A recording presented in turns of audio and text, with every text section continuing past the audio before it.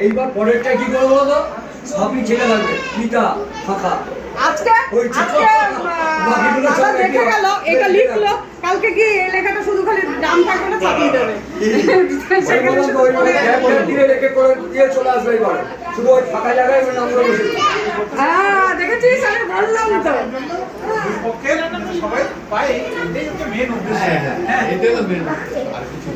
যে আত্মীয় স্বজনের সম্মতি অনুযায়ী কাজটা সম্পন্ন হইল।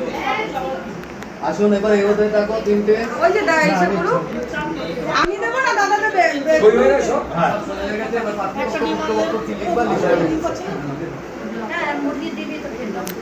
আমাদের একবারে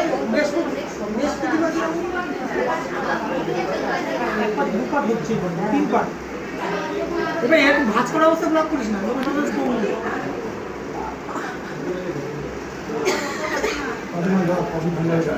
হবে।